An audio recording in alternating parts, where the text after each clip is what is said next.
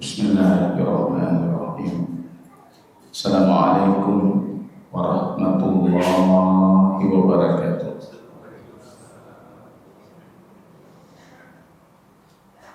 Alhamdulillahi rabbil alamin. Nahmaduhu subhanahu wa ta'ala wa nastaghfiruh. ونعوذ بالله من شرور أنفسنا وسيئات أعمالنا من يهده الله فلا مضل له ومن يضلله فلا هادي له أشهد أن لا إله إلا الله وحده ربي لا شريك له وأشهد أن محمدا عبده ورسوله صفيه من خلقه وخليله. Kaum muslimin dan muslimah sidang jamaah sholat zuhur yang diberkahi, dimuliakan,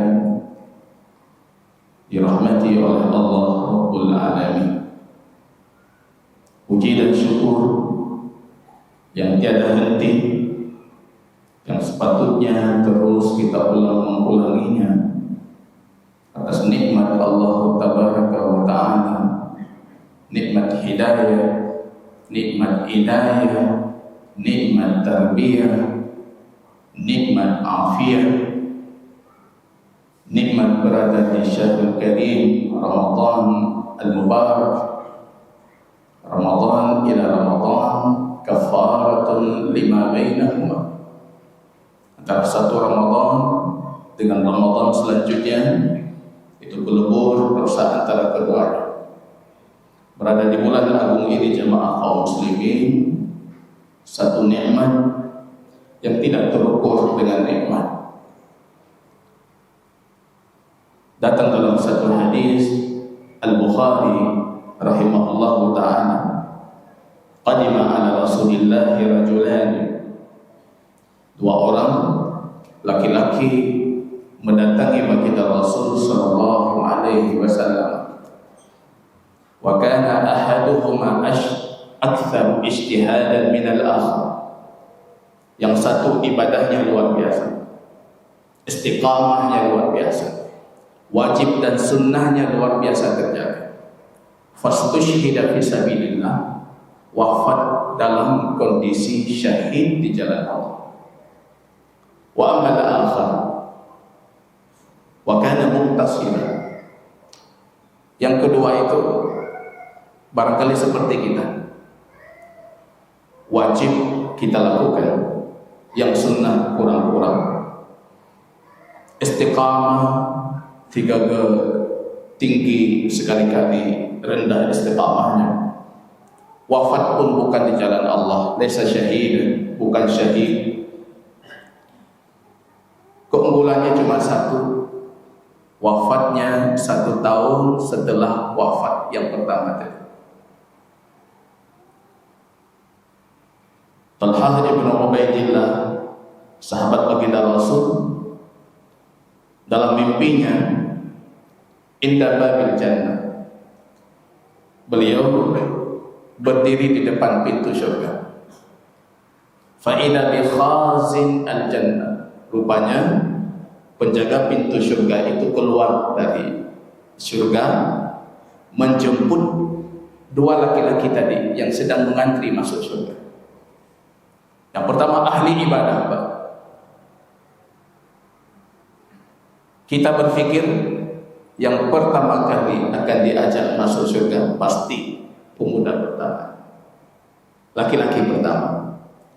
Fa'idha huwa yaqbid biyadi tsani, diambil tangan yang kedua, dimasukkan ke dalam surga, yang pertama ditinggalkan. Terkejut Talhah dalam mimpinya, hadis Al-Bukhari. Terkejut, dalam terkejut, dijadikan yang pertama masuk surga.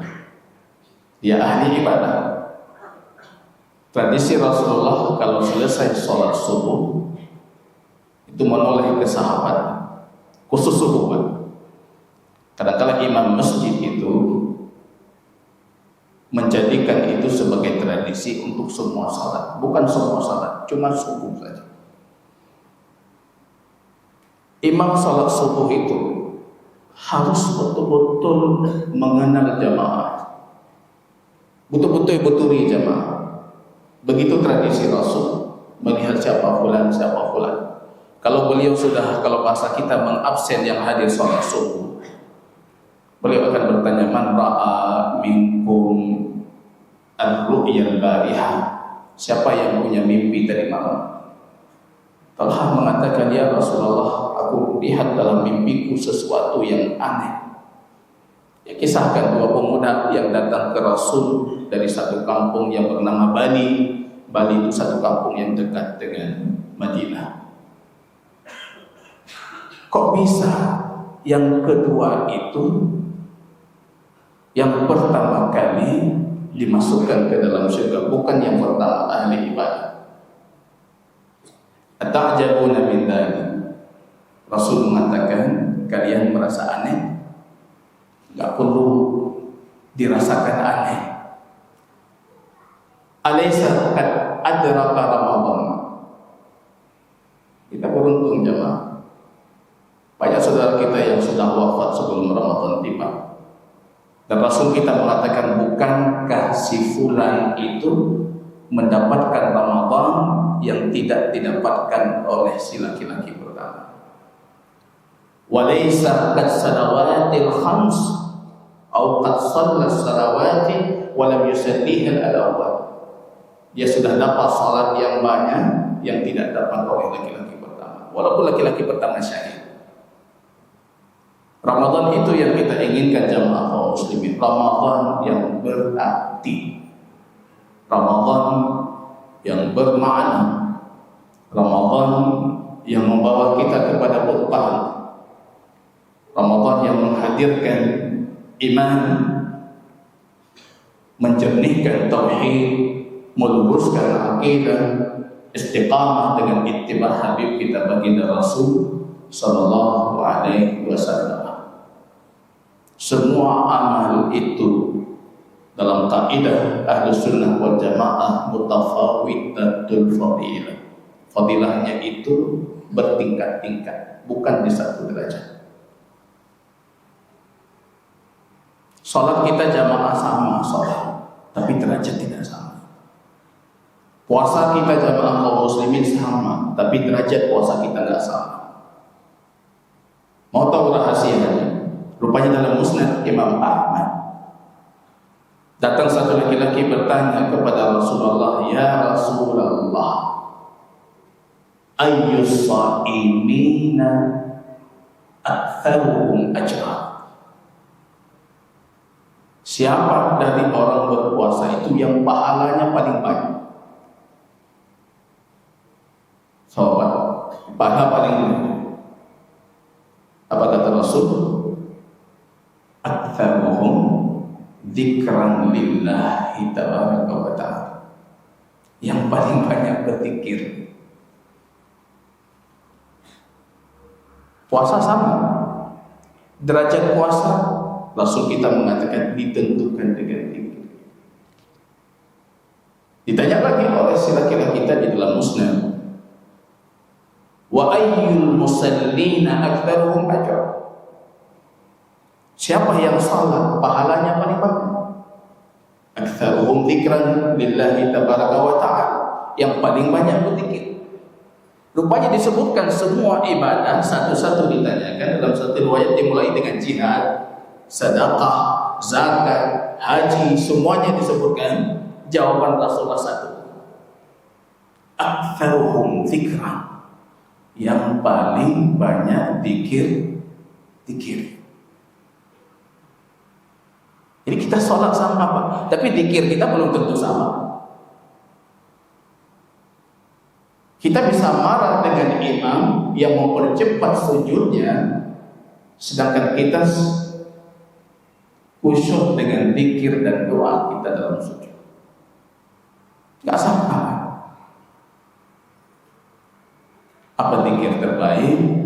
Qala alaihi salatu wassalam, afdal adzikr la ilaha illallah. Itu tema kita yang akan kita kaji untuk setiap siang atau duhur hari Ahad. La ilaha illallah. Zikir terbaik. Kalau doa terbaik versi baginda Rasul, alhamdulillah. Wa afdalul du'ai alhamdulillah. Ini zikir yang dahsyat ini yang akan kita kupas. La ilaha illallah. Senjata yang memberikan kita keamanan terbaik di dunia, kenyamanan hidup terbaik di dunia, keselamatan terbaik di dunia dan di akhirat, jalan menuju hidayahnya Allah. La ilaha illallah. Jalan hidayah, jalan keselamatan, jalan petunjuk. Dengan la ilaha illallah yang kecil bisa jadi besar. Karena kalau saya merasa saya tak punya ibadah atau kurang ibadah kita, amal soleh kita kurang, tapi saya yakin dengan rahmat dan kasih sayangnya Allah, yang saya punya cuma la ilaha illallah. Yukathirul kadim wa yunajji, menyelamatkan yang sudah Allah tetapkan untuknya keburukan, memberikan petunjuk untuk mereka yang sudah tertutup hatinya. Solusinya cuma satu, rupanya la ilaha illallah. Kalau saya tanya jamaah selain di dalam sholat Anda hari ini sudah mengatakan la ilaha illallah, naruh nekun pak jalan la ilaha illallah. La ilaha illallah. Zikir itu memang ajaib sekali jemaah. Zikir itu ibadah paling sederhana, paling ringan, tapi paling dicintai. Ikhtilaf para ulama nggak ada dalam zikir. Ringan diucapkan, habibatani ila rahman. Muslim itu hidup dengan la ilaha illallah. Di jalan kita duduk, di kendaraan kita duduk la ilaha illallah. Kalau Anda itu saja mengatakan faqad gharasta syajaratan min asjaril jannah, kamu sudah menanam untuk dirimu satu tanaman di dalam surga. Kan nggak mungkin Pak kita punya kebun di dalam surga tapi kita masuk neraka. Nggak mungkin. Allah subhanallah al-azim, subhanallah wa bihamdihi, Rasul kita mengatakan kamu sudah menanam satu batang pohon kurma di dalam surga. Saya suruh siswa saya, dia tidur dalam majelis. Mungkin di sini nggak mungkin kita terangkan. Ya, Pak Eko lalu nanti benar. Subhanallah wa bihamdihi, subhanallah al-azim 100 kali dibaca terus. Kamu sudah menanam 100 pohon kurma di surga. Itu boleh ada. Cuma kurma mandung Ustaz. Tingkat buah tapi tiba-tiba kurma itu tiba-tiba. Kamu pikiran? Saya mengatakan saya ajarkan kamu satu hadis tadi. Maqala subhanallah wa bihamdihi subhanallah al-azim. Subhanallah walhamdulillah wa la ilaha illallah wallahu akbar. Kamu sudah menanam untukmu satu pohon di surga. Itu bukan kurma. Mudah tahu. Jangan peduli kita dengan mereka itu yang di kampus-kampus seolah mereka berilmu, neo-mu'tazilah yang mengatakan surga itu belum ada. Untuk apa Allah ciptakan sekarang? Orang belum masuk. Sudah ada. Sudah ada, itu iman ahli sunnah. Itu akidah kita. Surga kita sudah ada. Dan tiap harinya saya menghiaskan surga saya. Lung tanam tiba, lung tamah tiba, lung tamah kurma tiba. Jadi lisan kita jangan pernah kering dengan zikir. Jangan pernah kering lisan kita dengan zikir. Sederhana, gampang. Kalau madhabnya Imam Ahmad, bahkan zikir yang terucap di dalam lisan tanpa niat itu terhitung zikir ibadah berpahala. Satu-satunya amal yang tidak butuh niat zikir. Itu yang hanani ada pahala. Puasa nggak ada niat dari tadi malam, kita nggak ada pahala. Fala siyama lahu man lam yubayyin an-niyata min al-laili, fala siyama lahu, yang tidak punya niat dari malam harinya untuk puasanya, dia tidak punya puasa, kata Rasul. Tapi kalau zikir beda. Ketika lisan kita itu rutabin bi dzikrillah, basah dengan zikir, dalam kondisi tahe-tahe, lisan kita jalan zikir. Dan zikir terbaik itu apa? La ilaha illallah. Afdalu ma qultuhu wan nabiyyuna min qabli. Yang terbaik yang pernah aku ucapkan, kata Rasul. Dan diucapkan oleh nabi-nabi sebelumku, dan itu kalimat terbaik. Apa itu? La ilaha illallah. La ilaha illallah miftah dukhulil jannah. Kunci kita masuk surga. Kunci kita masuk surga. Kunci. Dan Imam Wahab Ibnu Munabbih, kunci itu ada giginya. Ini yang kita kaji, giginya la ilaha illallah. Beberapa waktu lalu saya buat kunci, saya pegang kunci duplikat. Pulang dari tukang kunci, saya coba buka, pokoknya ini buka. Salah gitu. Ada giginya yang salah. Gerigi kuncinya satu saja salah. Saya lihat yang asli dengan yang duplikat beda baju, nggak masuk. Ketika Wahab Ibnu Munabbih mengatakan la ilaha illallah kunci masuk surga, berarti yang mengatakan la ilaha illallah, wahai imam, pasti masuk surga. Wahab Ibnu Munabbih mengatakan, bukankah setiap kunci itu ada giginya? La ilaha illallah itu kunci masuk surga, tapi dengan syarat giginya cocok.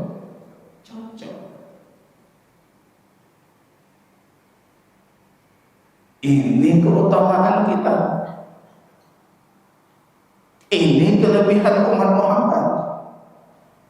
Kalau gigi mereka cocok, gigi la ilaha illallahnya akan ada dari kita dengan izin Allah. Mudah-mudahan tanya laki bertanya, ya Allah, belum ya Allah. Sab'una alfin, kelompok pertama masuk surga. Pada berapa? 70.000 orang. Ada satu riwayat lemah 700.000. Lu tidak lemah bila berdoa, ya Allah butuh yang terbaik. Satu hadis lemah yang saya doakan semoga sahih. Hadis lemah tapi ya Allah bersahih ya Allah hadisnya. Kalau hadis lemah lagi kita ingatkan kaum muslimin, ini hadisnya lemah. Tapi kalau hadis sab'umi'atin alfin, 700.000 kelompok pertama yang masuk surga bighairi hisabin wala adab, tanpa dihisab, tanpa diazab. Tapi kalau 70.000 kita agak pesimis kita. Sangat dulu. Tapi kita belajar ibu ya Allah. Ini lagi kajian tauhid jujur karena tauhid. Mudah-mudahan kita dimasukkan ke dalam golongan yang pertama kali masuk surga. Zamrah al-ula tadkhulul jannah wa ka'annama wujuhuhum kal-qamari lailatul badr. Wajah mereka itu seperti bulan purnama di hari purnama yang cerah. wajah lagi bulan purnama 70.000 orang, versi lemahnya 700.000 orang, bighairi hisab. Anak mau tanya, bighairi hisab, nggak dihisab. Allah nggak tanya kamu buat apa, kamu lakukan apa yang kamu pernah lakukan, nggak dihisab. Apalagi diazab, dihisab saja tidak. Bighairi hisabin wala adab. Siapa mereka?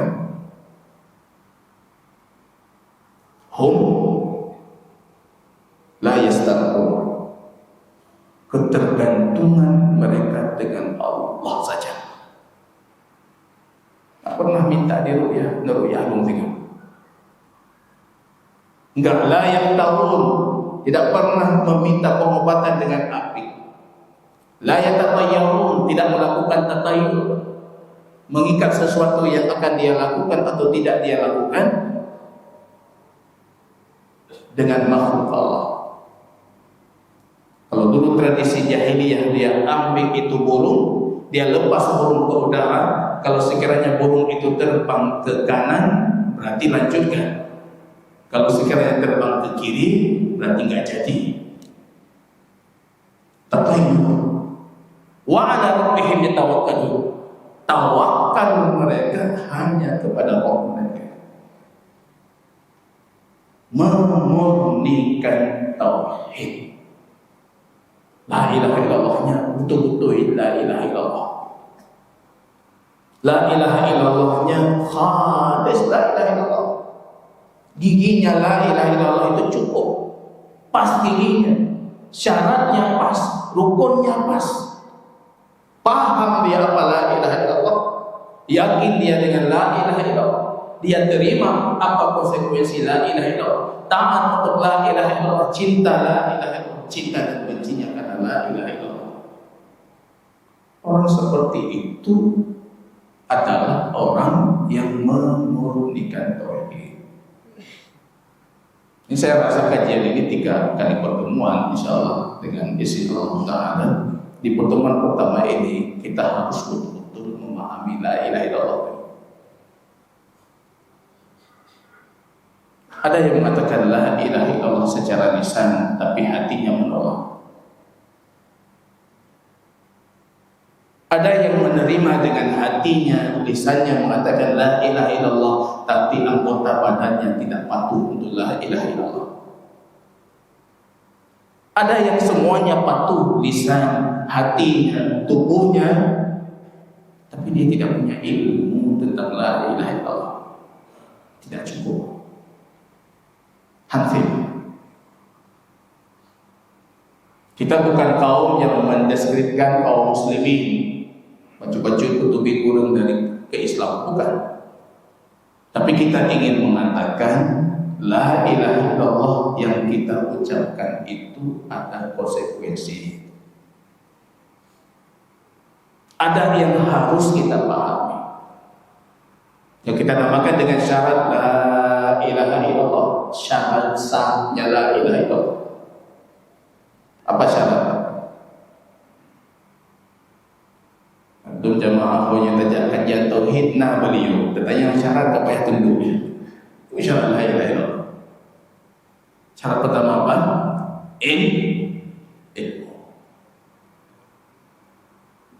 Ilmu. Waktu Anda ditanyakan apa itu la ilaha illallah, tahu tidak kita apa itu la ilaha illallah? Banyak dari kita menerjemahkan la ilaha illallah saja, itu masih salah. La ilaha illallah, tiada Tuhan selain Allah. Ini coba kita pahami dulu. Zikir terbaik itu la ilaha illallah. Dan dia pintu kita masuk surga, kuncinya, kunci keselamatan. Kita datang dalam satu hadis dengan 99 amal keburukan, buku catatan amal keburukan. Setiap buku itu sejauh mata memandang disebutkan dalam hadis. Wudi'at fi kifah, diletakkan di atas satu timbangan, sedangkan di timbangan lainnya itu diletakkan cuma la ilaha illallah yang kita punya. La ilaha illallah Rupanya 99 catatan keburukan ini terbang. Yang berat justru la ilaha illallah. Kapan itu bisa jadi berat? Ketika kita mengucapkan la ilaha dan kita ilmui la ilaha illallah. Makanya jemaah kaum muslimin mohon disimak sebentar. Apa itu la ilaha illallah? La itu dalam bahasa Arab ini susah kita pahami karena namun, tapi harus saya jelaskan dan harus kita pahami. La dalam bahasa Arab itu ada beragam sampai 7 jenis la. Jadi tak beda tepuluh la dalam jumlah itu beda arti. La ilaha illallah, la ilaha, la di situ namanya la linafyil jins. La menafikan jenis semuanya yang disebutkan setelahnya. Maka baris ilah itu ha, bukan hum. Kalau kata la ilah marti, la ilahun berarti yang kita nafikan cuma satu Tuhan. Ketika ditanya Ustaz Muhajir, hal ladaika dirhamun? La dirhamun li. Saya tidak punya dirham. La dirhamun. Ketika saya jawab la dirhamun, berarti saya nafikan satu dirham. Bisa jadi di kantor saya punya 2 dirham, 3 dirham, 5 dirham. Tapi jadi laki apa mana yang lima. Tapi ketika kita mengatakan la ilaha, ya barisnya fathah, itu kita nafikan semua jenis, semua sifat ketuhanan, semua yang dinamakan Tuhan, semua yang dijadikan Tuhan, semua yang dijadikan peribadatan, itu kita nafikan semuanya. Tidak ada Tuhan, tidak ada sesembahan. Itu artinya apa? Jadi orang belajar la ilaha illallah itu harus dimulai dengan tasliyah, bahmadum ini. Bersihkan dulu wadahmu. Kalau kamu ingin belajar tauhid, caranya cuma satu, bersihkan dulu wadah. Nafikan dulu semuanya. Ketika kita mengatakan la ilaha, tidak ada yang patut aku jadikan sembahan, tidak ada yang patut aku jadikan untuknya salatku, puasaku, zikirku, doaku, permohonan dan permintaanku, mandul saja. Itu la ilaha. Dan pahami la ilaha, penafian. Itu rukun pertama dari la ilaha illallah. Rukun pertamanya itu nafikan dulu semua jenis ketuhanan yang ada. Cuma tadi dalam i'rab, ini kembali ke nahu. Ketika kita mengatakan la ini nafi lil jins,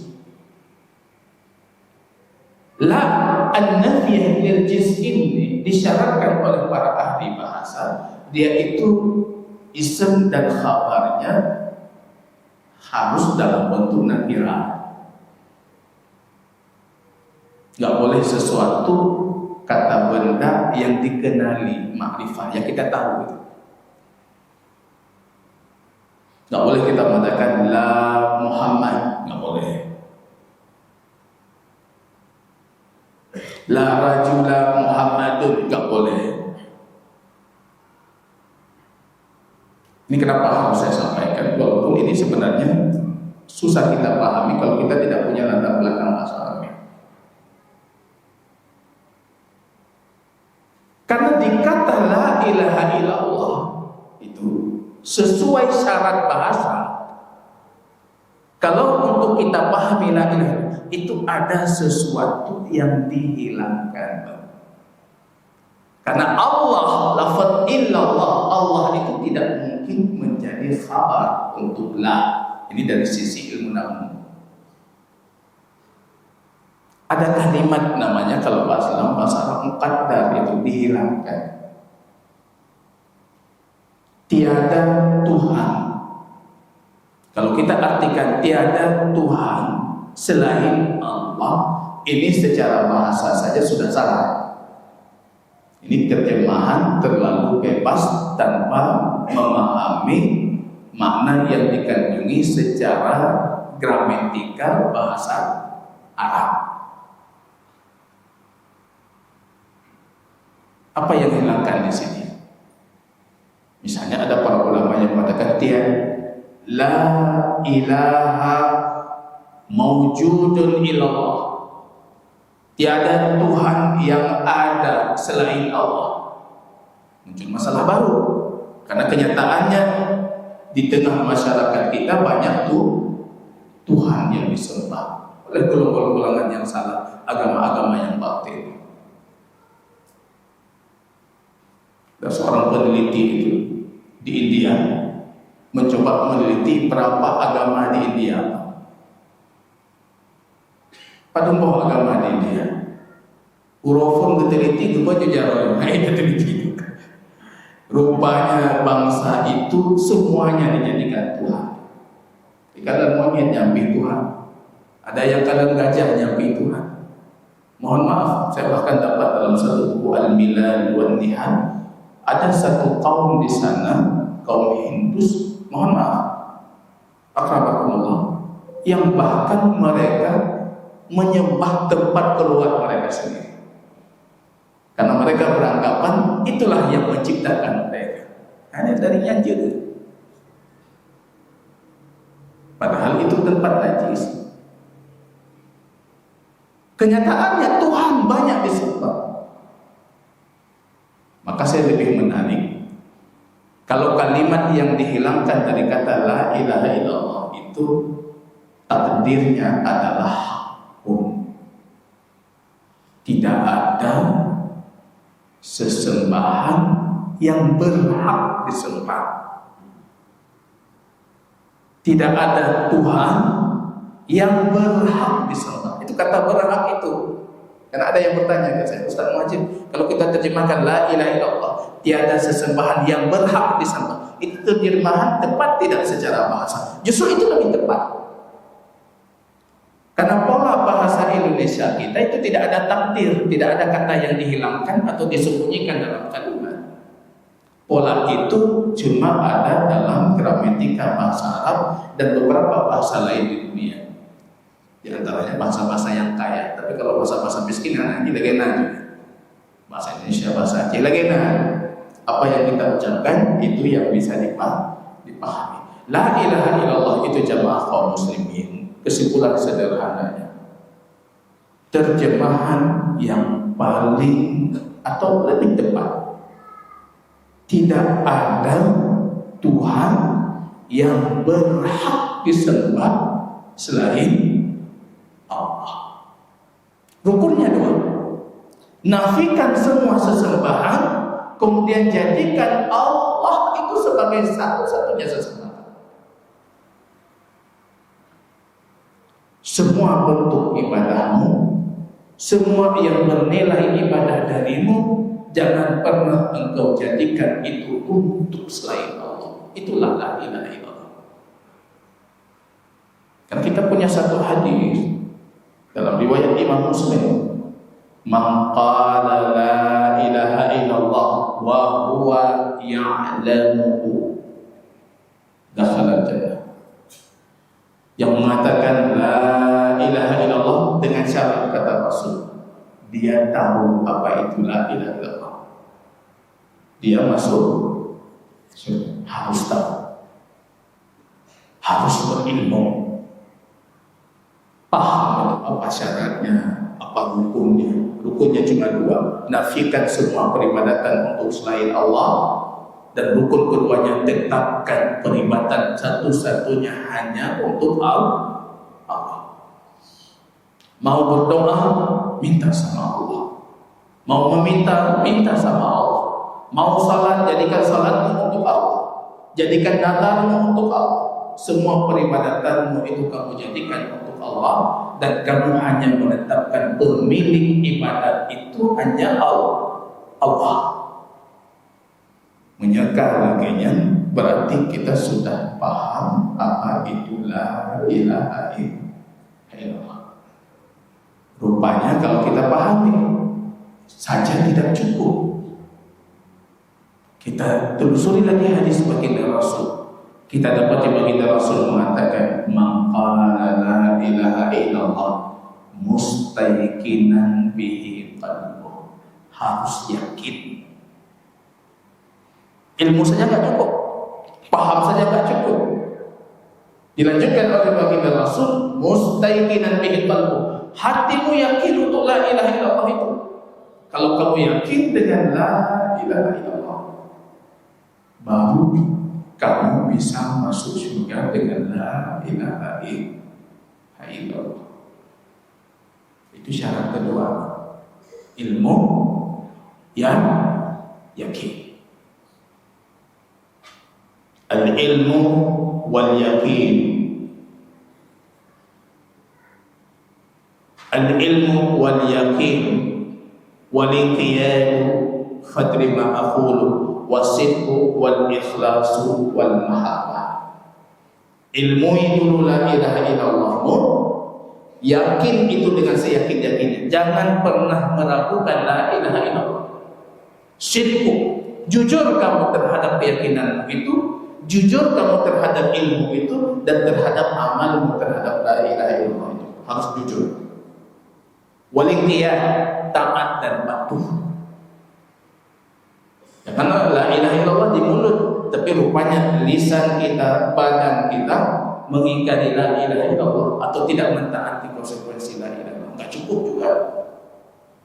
Harus taat dan patuh. Waliyah wal mahabbah, harus cinta.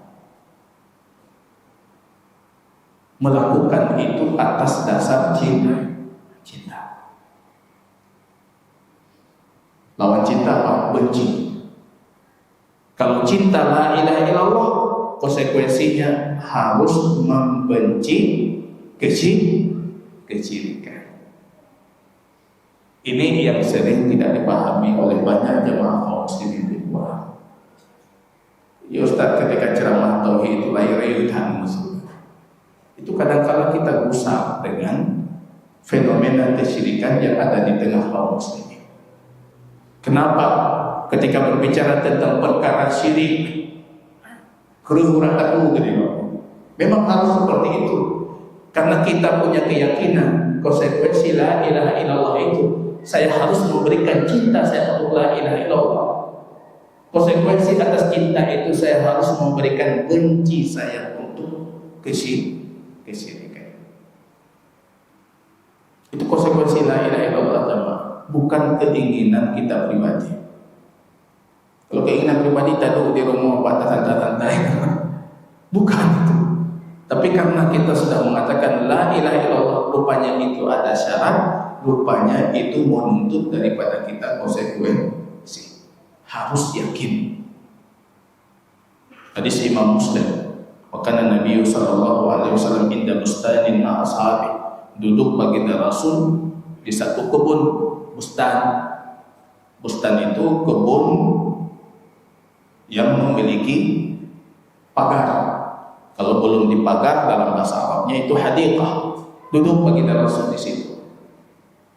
Ada Abu Hurairah, ada para sahabat yang lain.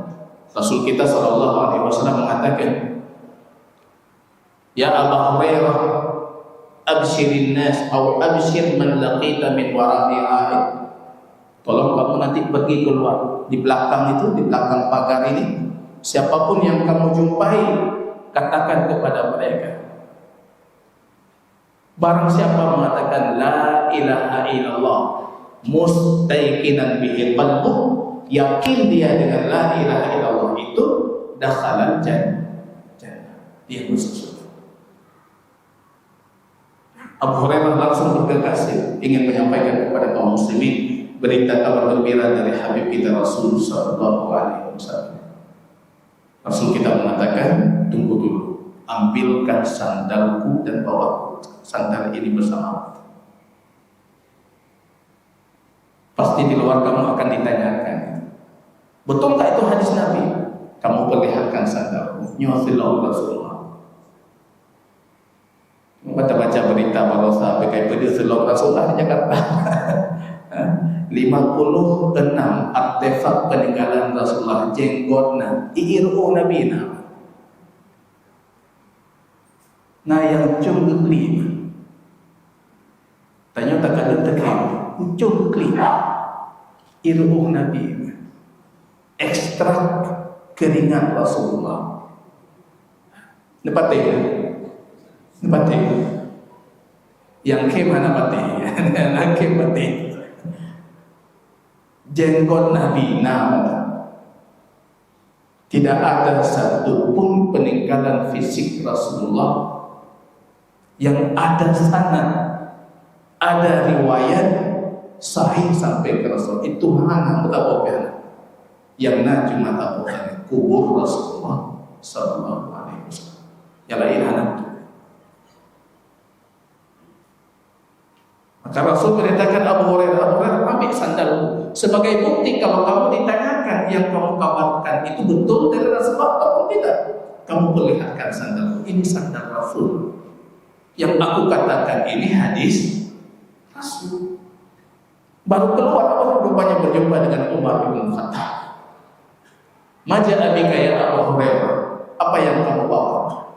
Rasulullah SAW mengatakan, siapa yang mengatakan la ilaha illallah dan dia yakin dia masuk surga. Aqalahu Rasul dalam hadis Umar memegang kerahnya. Umar bakal butuh ilal mudah di Nabi. Jangan kamu berbicara atas nama Nabi secara dusta. Abu Hurairah mengangkat sandalnya. Ya Rasulullah, hante berbayar, hante kata dulu. Dibawa Abu Hurairah Umar bin Khattab di hadapan Rasulullah. Ya Rasul, Abu Hurairah mengatakan, engkau bersabda, siapa yang mengatakan la ilaha illallah mustaiqinan bihi qalbu, tapi hatinya yakin, dia masuk syurga. Aku tahu ya Rasulullah, apa engkau betul bersabda dengan itu? Rasul mengatakan, nah, itu hadis. Umar mengatakan la tubashirin nas fayattabi'u. Jangan engkau sampaikan kepada mereka. Karena kalau mereka tahu itu, mereka akan berbalas-balasan. Yang dikhawatirkan oleh Umar bukan sahabat Rasul. Tanya Umar, kita dah la ilaha illallah, kita sudah punya la ilaha illallah, kita sudah punya la ilaha illallah. Kok ini dai-dai ini mengeluarkan kita dari la ilaha illallah, padahal kita sudah mengucapkan la ilaha illallah. Kita berpikir atau banyak kaum muslimin di luar berpikir cukup hanya sebatas mengucapkan saja. Munafikin sama Rasul mengucapkan dan banyak yang mengucapkan. Tapi ada konsekuensi itu jemaah yang harus kita ilmui. Cara-cara yang harus kita penuhi, harus kita taati. Baru kita bisa mendapatkan walladzina amanu wa lam yalbasu imanahum bidzulmin ulaika lahumul amnu wa hum muhtadun. Keamanan yang sempurna, petunjuk yang sempurna, yang tidak sedikit pun mencampur adukan iman dengan kezaliman. Zalim itu kata para ulama 3 level.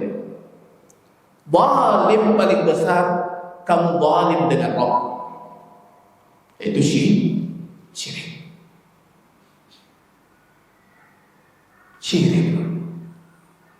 Ayyudunubi a'tam ya Rasulullah, dosa apa paling besar? Asyirku billah.